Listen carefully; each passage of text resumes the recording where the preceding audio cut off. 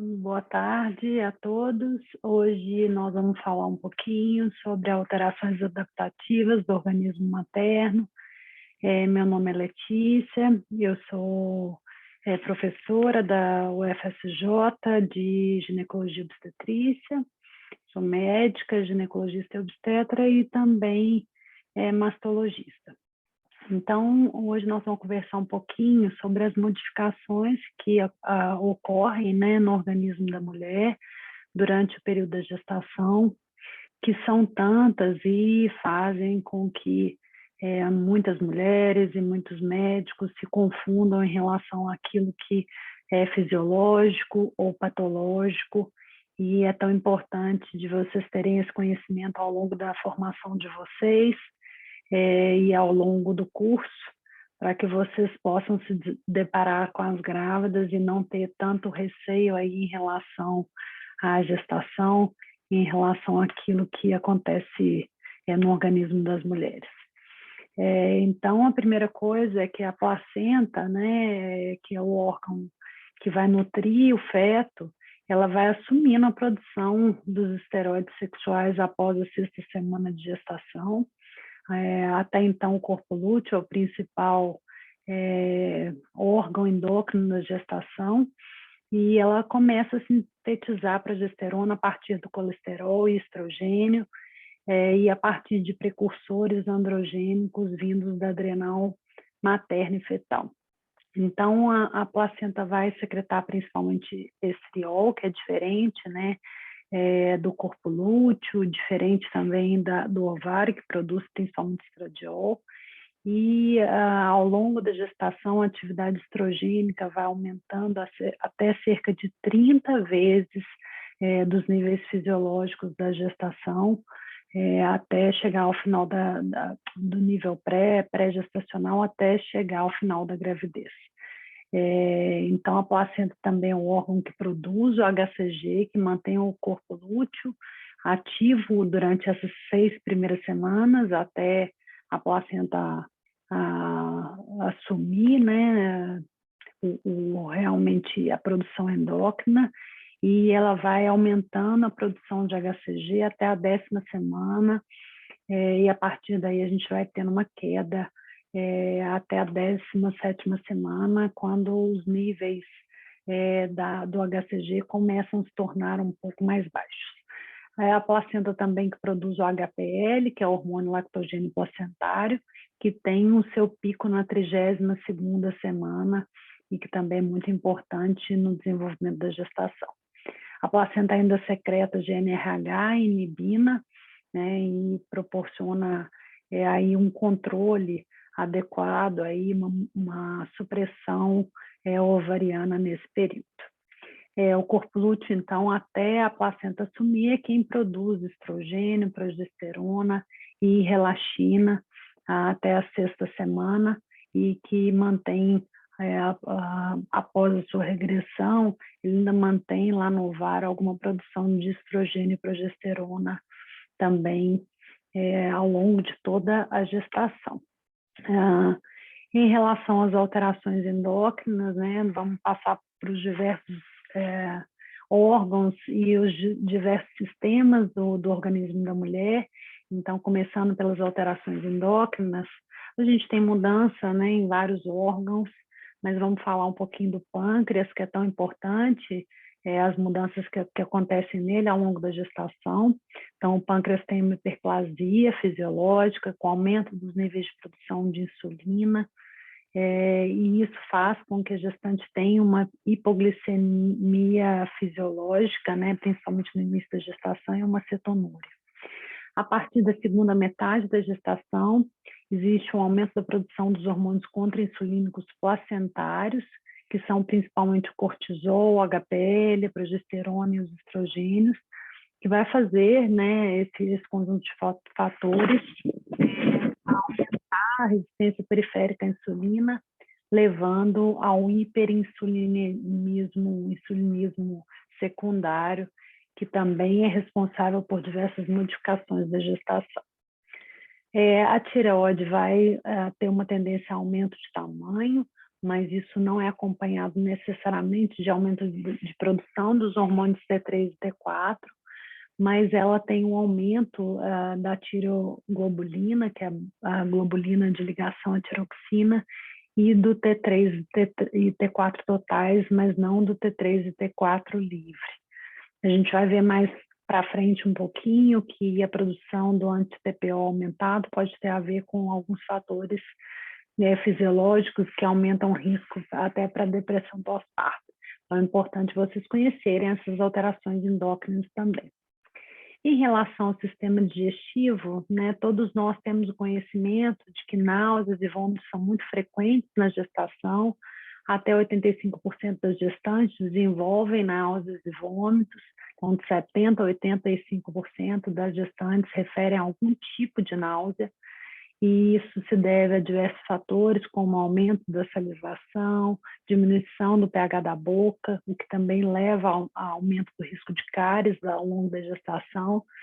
As gengivas normalmente têm uma hipertrofia das suas mucosas e se tornam mais friáveis, o que leva a sangramentos gengivais mais frequentes ao longo da gestação. Também no sistema digestivo, nós temos uma hipotonia da vesícula biliar, né? Então também com uma facilidade maior de formação de cálculos biliares. Então a gestante ela tem um risco maior, né, de formação desses cálculos, e por isso mesmo ela também é predisposta a colecistites e colecistopatias. Temos ainda no sistema digestivo uma diminuição do trânsito intestinal, com aumento da flatulência, aumento das eructações e aumento do risco de constipação. Então, constipação também é uma queixa muito frequente ao longo da gestação, né? Quem né, uma parte de vocês tiveram contato com grávidas, e essa é uma queixa realmente muito frequente. Temos ainda no esôfago uma diminuição do tônus do esfíncter esofágico inferior, o que aumenta o risco de refluxo gastroesofágico e pirose. Então, as grávidas referem com muita frequência a sensação de queimação, né? Então, é uma queixa também que acaba aumentando as náuseas e os vômitos.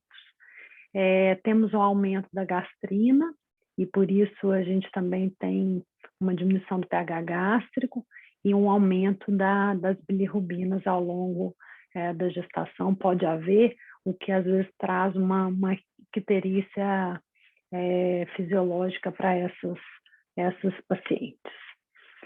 Bom, em relação ao metabolismo, né, a gente tem que pensar que a gravidez ela é quase um mecanismo de parasitismo, né? Então, é um parasitismo verdadeiro. Então, o metabolismo da mulher, para compensar esse parasitismo, ele tem que aumentar em até 25%, e isso faz com que a gente tenha uma demanda muito maior do organismo da mulher. Então, a maior parte das mulheres vão ganhar peso, né? As necessidades calóricas aumentam de 20 a 25 calorias quilo dia para 30 a 35 calorias quilo dia. Então, a média de ganho de peso das gestantes é em torno de 12 quilos, 9 a 12 quilos, aproximadamente 1 quilo por mês, né? Sendo que daí a gente pode calcular aproximadamente 3 quilos do bebê, em média, mais líquido amniótico, placenta e membranas, responsáveis por até 2 quilos, e mais uma certa quantidade de líquido extravascular, com 2,5 quilos com sangue. Então, realmente, a média aí de 12 quilos é fácil da gente pensar, isso sem contar o ganho que às vezes muitas mulheres têm por aumento do apetite e realmente essas mudanças no sistema cardiovascular que são tão importantes. Então, no metabolismo glicídico, o feto, sem dúvida alguma, é um grande consumidor de glicose e aminoácidos. Então, a gestante ela tem que prover esse suprimento ininterrupto de glicose para o feto, então diminuindo o seu consumo pessoal de glicose e sua utilização periférica. Então, a glicose ela tem uma passagem placentária por difusão facilitada, o que leva ao organismo fetal a produzir insulina a partir de 12 semanas, né? Então, a gente tem essa produção fetal agindo também no organismo aí do feto a partir de 12 semanas. Então, os níveis de glicemia de jejum da mulher tendem a ser 15 a 20 miligramas por decilitro menores do que antes da gestação, né? Então, a gente tem que levar em consideração que a glicemia de jejum, às vezes, não é um bom marcador de diabetes gestacional, porque naturalmente a gente vai ter uma baixa dessa glicemia de jejum para um mecanismo compensatório. Já a partir do terceiro trimestre, o aumento da resistência periférica à ação da insulina, junto com os hormônios lactogênio placentário, progesterona, estrogênio e cortisol, tem um efeito diabetogênico na gestante, né, que faz com que a gente tenha uma hiperinsulinemia materna, né, e compensatória, e um aumento de risco de diabetes gestacional. Então, por isso, vocês vão ver mais para frente, o diagnóstico de diabetes gestacional, ele é dado, muitas vezes, não pela glicemia de jejum, mas por testes que tentam forçar e simular uma sobrecarga de glicose para gestantes, e com isso fazer esse diagnóstico diferencial e tentando fazer um diagnóstico precoce do diabetes gestacional. Então, na primeira metade da gestação, nós temos um metabolismo anabólico, né, com aumento da progesterona, estrogênio, do HCG e da insulina, que vai fazer com que a gente tenha um aumento da captação periférica de glicose, diminuindo o armazenamento de glicogênio e diminuindo a glicemia de jejum, com diminuição da glicogenólise e da gliconeogênese. Então, na segunda metade da gestação, onde a gente tem um período mais catabólico, a gente vai ter um aumento da progesterona, do estrogênio, do hormônio lactogênio placentário, do cortisol, da prolactina e do glucagon. Então, isso faz com que a gente tenha um aumento da resistência periférica à insulina, diminuindo a tolerância à glicose, aumentando a glicogenólise e aumentando a gliconeogênese. Então, tem uma diferença importante da primeira para a segunda metade da gestação em relação ao metabolismo da glicose. Bom, passando para o metabolismo lipídico, a gente tem muitas mudanças também no sentido de catabolizar as gorduras. Então, no início, a gente tem um aumento do depósito de gorduras maternos e a gente vai tendo uma lipogênese aumentada ao longo da gestação, com maior formação de ácidos graxos e de triglicéridos. Então, é comum as mulheres terem hipertrigliceridemia ao longo da gestação, e principalmente no último trimestre, onde a mulher entra num estado catabólico importante para suprir cada vez mais as necessidades do feto. Então, a gente vai tendo um aumento da atividade lipolítica com a ação, né, do HPL, da adrenalina, do hormônio do crescimento e do glucagon, favorecendo realmente essa quebra para favorecimento do feto. Em relação ao metabolismo das proteínas, o bebê depende dos aminoácidos para o crescimento, né, fetal, então o metabolismo proteico depende desses aminoácidos, por isso também é importante as grávidas manterem uma alimentação balanceada. A insulina materna e fetal facilita o transporte de aminoácidos para dentro das células, então o metabolismo proteico do feto e da mãe ficam também relacionados à produção de insulina materno-fetal. Bom, passando para o metabolismo hidroeletrolítico, que é tão importante, nós sabemos que a gestante ela tem um grande acréscimo de água ao longo da gestação, um acréscimo de água no seu organismo. Então, mesmo que ela não tenha edema, ela vai ter um aumento em torno de 7 litros de água no seu organismo. E essa retenção de líquido acontece no espaço intra e extracelular e se deve principalmente à retenção de sódio pelas mudanças que ocorrem no sistema renina-angiotensina-aldosterona. Nós temos um aumento da taxa de filtração glomerular em até 50%, e essa retenção de sódio faz com que a mulher tenha uma diminuição no limiar de sede e o seu organismo conviva com um novo nível de osmolaridade. Apesar desse acréscimo realmente de água, né, os eletrólitos não aumentam na mesma proporção, então a gente tem uma redução da pressão oncótica, né, com redução da hemoglobina, hematócrito, albumina, que a gente vai ver um pouquinho também, né, aí nas mudanças do metabolismo cardiovascular e do metabolismo eritrocitário. Então, em relação ao metabolismo hidroeletrolítico, a gente tem um mecanismo compensatório do sistema renina-angiotensina-aldosterona, que é estimulado, né? Então, pelo útero, que vai estimular a produção da renina, e o aparelho glomerular renal, que vai começar a aumentar os níveis de angiotensina 1, angiotensina 2 e aldosterona, aumentando a reabsorção tubular de sódio, o que facilita a retenção de água e todo esse mecanismo de ganho ao longo da gestação, ganho de líquido no espaço intra e extravascular. Então, no sistema cardiovascular, nós sabemos que a mulher ela tem um estado hiperdinâmico e hipervolêmico, por causa realmente desse ganho de líquido e o mecanismo compensatório cardiovascular, que faz com que a mulher tenha sinais e sintomas que estão relacionados a esse fator.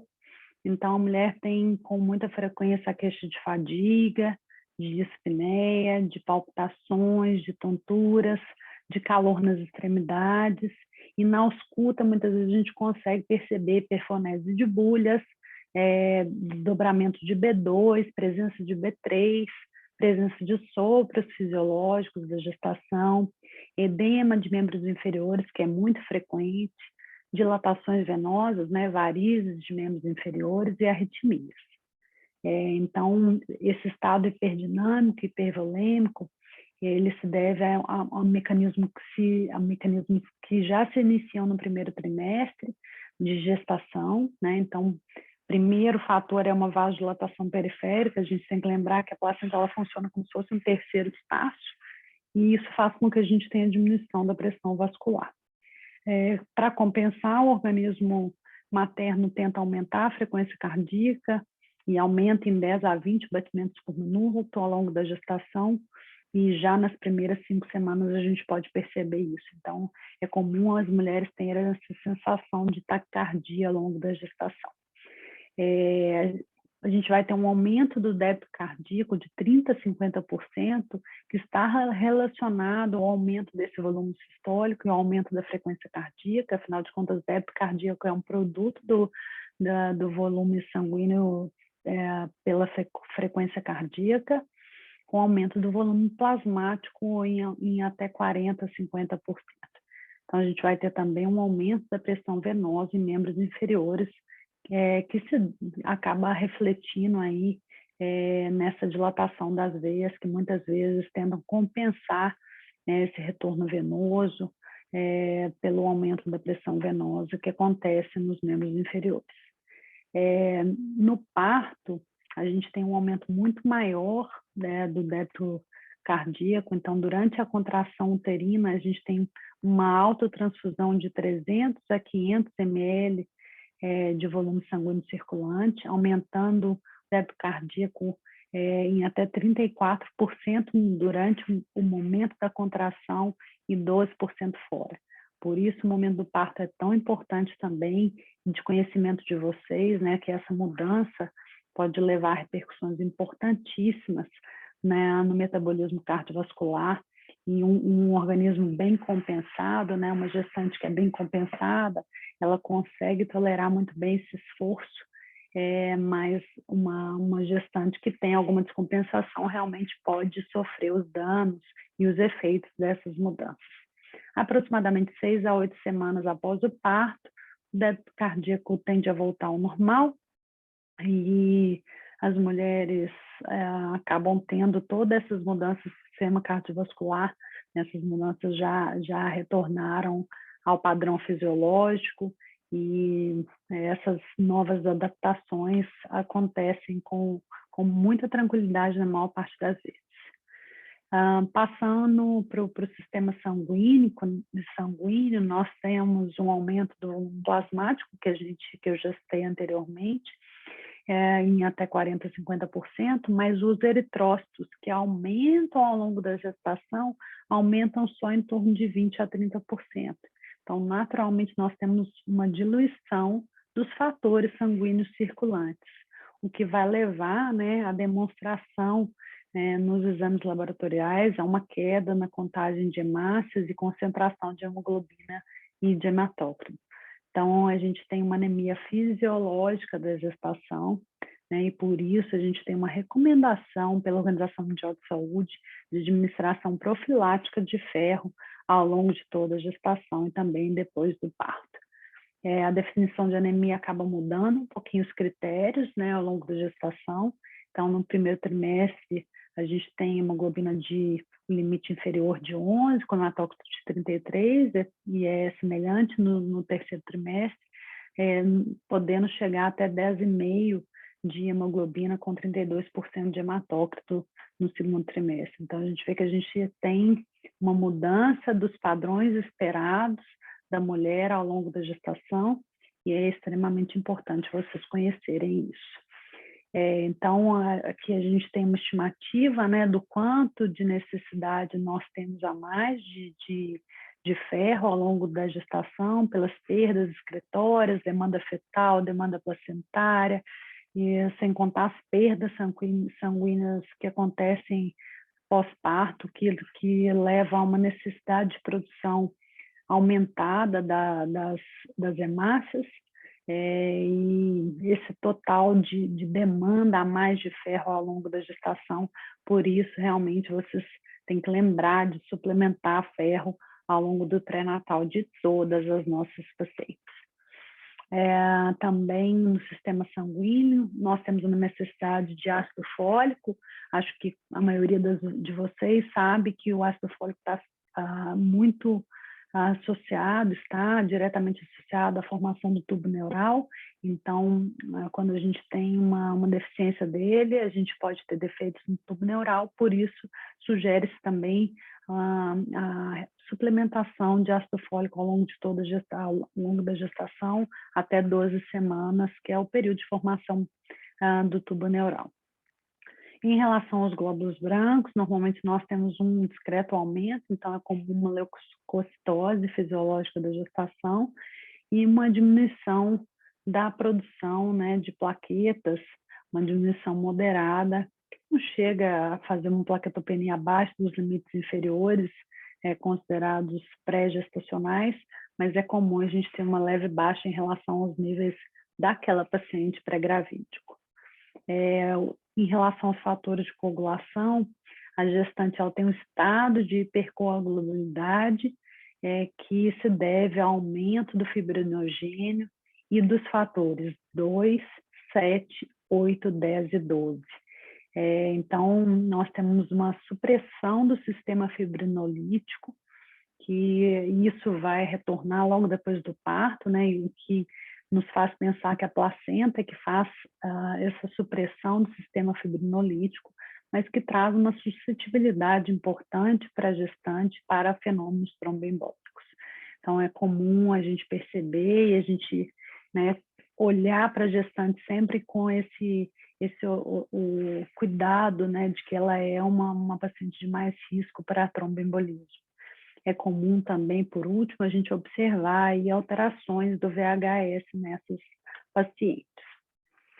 Bom, passando para o sistema urinário, a gente tem diversas alterações que são anatômicas, né, esperadas aí do sistema urinário. Então, vasodilatação com dilatação da pelve renal e dos uretéricos, fora o crescimento do útero, que acaba levando, às vezes, a uma compressão dos ureteres por um fator mecânico, fácil da gente pensar, né? O útero está crescendo muito e está muito próximo dos ureteres, e normalmente ele tem uma destroversão, tá mais voltado para o lado direito, então a compressão costuma ser maior do lado direito.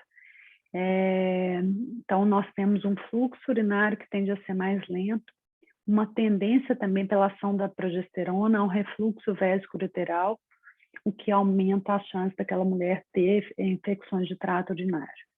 É comum também pelas mudanças hormonais, a gente tem um assoalho pélvico que perde realmente o seu equilíbrio, então é frequente e até 30%, 40% das mulheres ao longo da gestação tem alguma queixa de incontinência urinária, o que pode permanecer após o parto. E a gente sabe aí que o parto normal é ainda um fator de maior gravidade, maior frequência aí para os fenômenos de infecção, incontinência urinária. É comum também mulheres desenvolverem hidronefrose, né, ao longo da gestação, pela compressão dos ureteres. Então, ficar atento também às questões urinárias que são tão importantes ao longo dessa fase. Nós temos, como a gente já viu antes, um aumento da taxa de filtração glomerular em até 50%, com aumento do fluxo plasmático renal. Então, o balanço de sódio ele é modificado, então a gente vai ter uma diminuição da excreção do sódio por conta da estimulação, né, daquele sistema renina-angiotensina-aldosterona, que vai fazer com que o sódio seja retido e a gente tem um aumento do volume sanguíneo circulante. Então, a gente vai ter um aumento do clearance de creatinina e, por isso, é comum a gente ter diminuição da ureia e creatinina. Então, os níveis de ureia e creatinina esperados para a gestação são mais baixos do que aqueles pré-gestacionais. Então, normalmente, a creatinina da mulher tem que estar até 0,9, né, que é um valor ali mais baixo, de limite inferior, limite superior mais baixo do que a gente usa fora da gestação. Além disso, nós temos também uma glicosúria fisiológica por aumento da quantidade de glicose filtrada e embora a capacidade do rim absorvê-la permaneça igual. Então, é comum nos exames de urina a gente observar uma perda de glicose que é fisiológica, não tem a ver necessariamente com diabetes ou diabetes gestacional. Também temos uma proteinúria fisiológica de até 300 miligramas em 24 horas.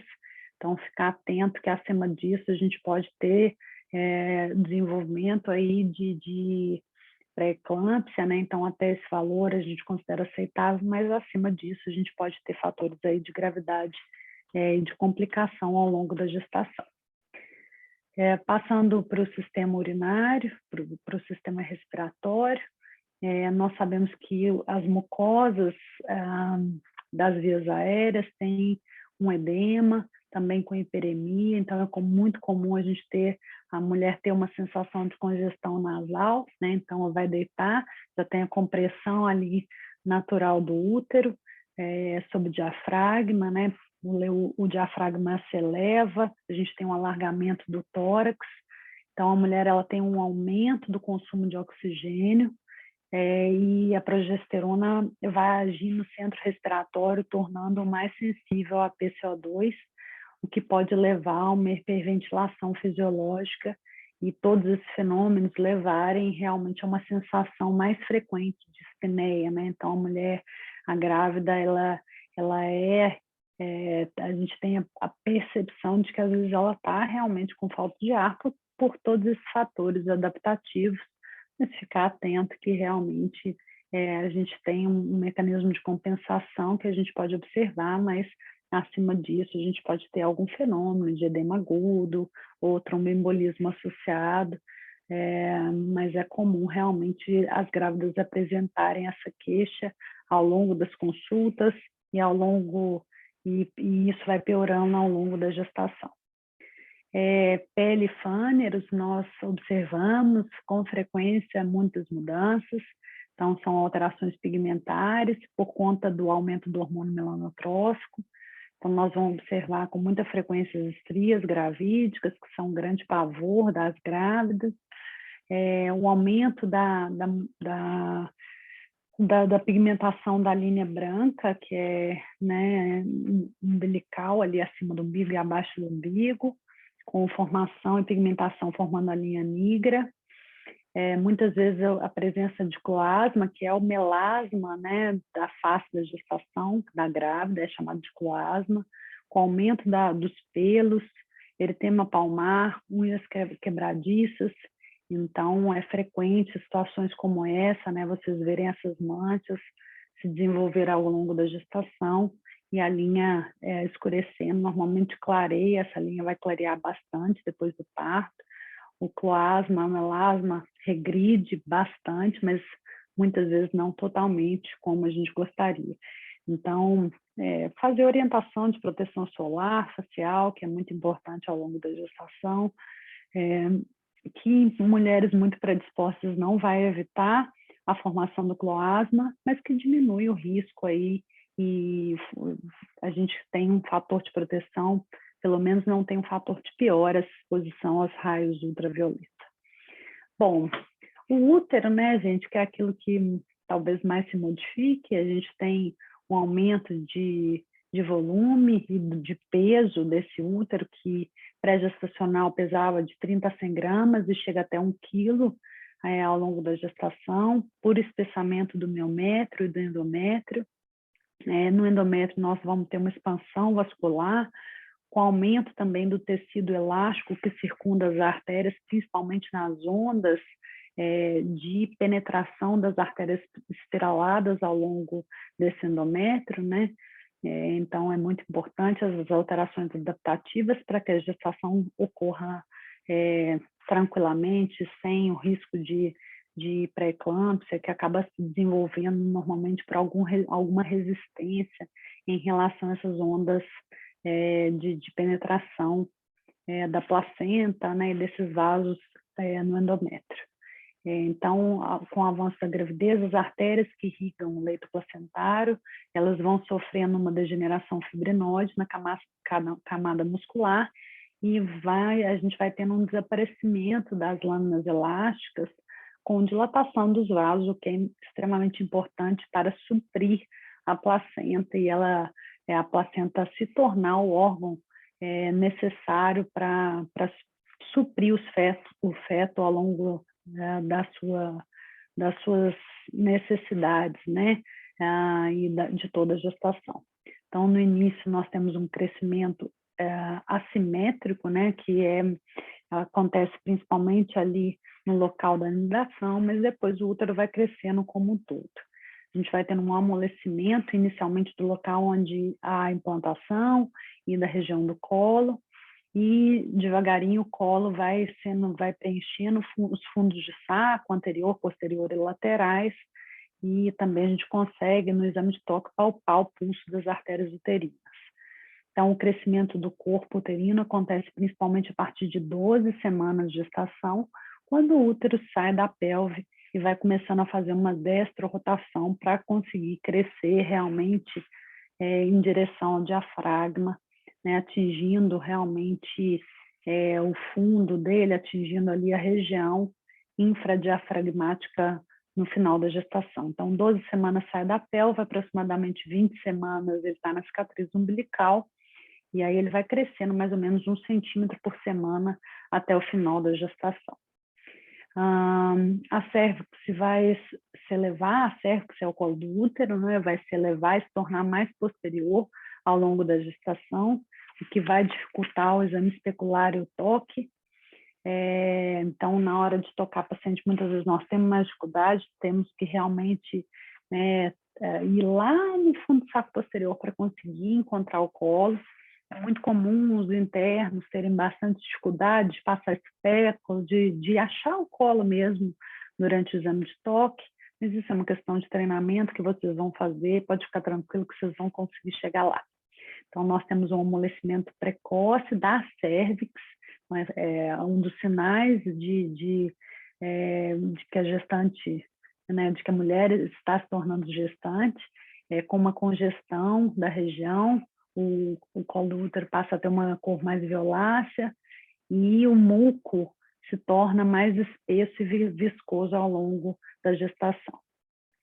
O útero tem contrações espontâneas e indolores, que são chamadas de Braxton Hicks, ao longo de toda a gestação, e elas vão se tornando cada vez mais frequentes no terceiro trimestre, principalmente antes do parto.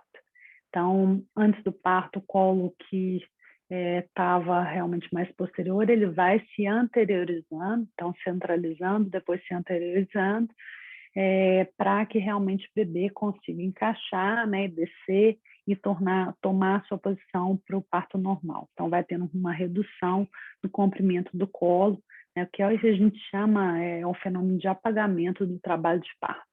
Então, essa natureza é muito interessante, né, para que o útero ele vá se modificando para o adequado crescimento do feto, mas também para o trabalho de parto. Em relação aos órgãos genitais, a gente vai ter um espessamento da mucosa, uma hipertrofia das células musculares lisas.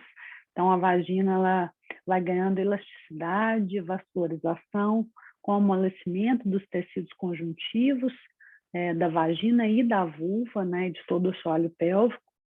A vulva vai ficando mais vascularizada e muitas vezes é frequente a gente perceber varizes na região genital, que assusta muita gestante, então, mas é comum, não tem nada a fazer, porque normalmente após o parto elas regridem. É muito comum a vulva ficar mais entreaberta, né, como se estivesse mostrando já o canal de parto, com uma hipertrofia do tubérculo uretral, que também é frequente ao longo da gestação. O resíduo vaginal vai ficando mais abundante, espesso, então é frequente as mulheres queixarem, né? Estou com bastante corrimento, bastante secreção vaginal, o que tem que entrar dentro do diagnóstico diferencial das vulvovaginites, mas é uma queixa muito comum, uma descrição muito comum de todas as gestantes. Nós temos uma possibilidade de ter uma crise vaginal pós-parto, né? Existe a crise vaginal pós-parto, que é a descamação de todas as células epiteliais da vagina, dessa camada superficial, e uma atrofia pós-parto, que é muito comum. Então, as mulheres que se queixam frequentemente de um ressecamento da região genital. As mamas têm um crescimento do seu volume, com aumento dos ductos, dos ácidos e do estroma, com aumento da sua vascularização. Então, o estrogênio é responsável pela proliferação dos ductos, a progesterona pelo crescimento dos lóbulos e a prolactina pelo desenvolvimento lóbulo-alveolar. É muito frequente as mulheres gestantes se queixarem de mastalgia, né? Então, justamente por esse desenvolvimento desses lóbulos ao longo da gestação e desse aumento de volume mamário, né? Que a gente tem uma proporção aí dessa foto do aumento dos ductos e lóbulos, e a mama acaba atingindo seu completo desenvolvimento nessa época. A gente tem também uma formação, desenvolvimento da rede venosa superficial, uma exuberância dessa rede, que é chamada rede de Haller, e pela ação do hormônio melanotrófico, a areola e o mamilo ficam mais acastanhados, né, uma coloração mais escurecida, que é comum da gente observar e que normalmente tem regressão após o parto. Em relação às modificações posturais e de deambulação, é comum a grávida ir adquirindo uma postura própria, por isso muitas vezes elas colocam a mão atrás assim, do corpo, que é realmente uma característica da maioria das grávidas ao longo da gestação, com mudança da curvatura da coluna vertebral, uma marcha muito típica, que é chamada de marcha anserina, com um aumento da mobilidade das articulações, especialmente da região da pelve, para facilitar as modificações do trabalho de parto. Então, essas modificações também são muito comuns e fáceis de serem observadas. Por último, falando do estado emocional, né? Nós sabemos que gestante é um ser de emoções contraditórias, devido às grandes mudanças que o organismo materno é submetido. Então, mudanças em relação ao sono, mudanças em relação ao paladar, ao desejo, há muitos medos que aparecem ao longo da gestação, e isso muitas vezes é usado, né, pela gestante de uma forma, às vezes, não intencional, para reforçar a sua importância, centralizar as atenções, com uma valorização da família em relação a isso. Então, nós precisamos de uma estrutura familiar, conjugal, que suporte isso e conduza junto com a gestante, com a maior naturalidade possível, mas estando atento realmente a fatores de risco, inclusive para depressão pós-parto, que podem estar relacionados ao desenvolvimento de diversas instabilidades emocionais ao longo da gestação. Então, a gestante também frequentemente apresenta déficit de memória comum, essa queixa. E uma observação final que a gente tem trabalhos mostrando que a elevação de anti-TPO na gestação parece ser um marcador de risco para fenômenos de depressão pós-parto. Então, ficar atento aí às pacientes que a gente tem essa elevação de anti-TPO na gestação e pensar sempre no psicólogo como um grande parceiro aí dentro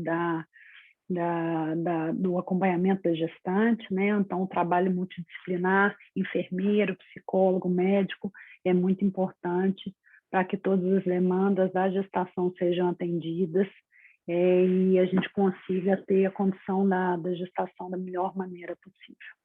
Eu agradeço a vocês a atenção e agora peço realmente que vocês estudem bastante esse tema, tanto os interessados em fazer ginecologia obstetrícia, mas não só esses, a todos vocês que vão ter contato, né, sem dúvida alguma, com gestantes e vão ter que ajudar, né, vão conduzir aí muitas vezes em serviços primários, serviço de atenção primária, o pré-natal e não só o pré-natal, mas como uma rede de apoio às gestantes e à saúde da mulher.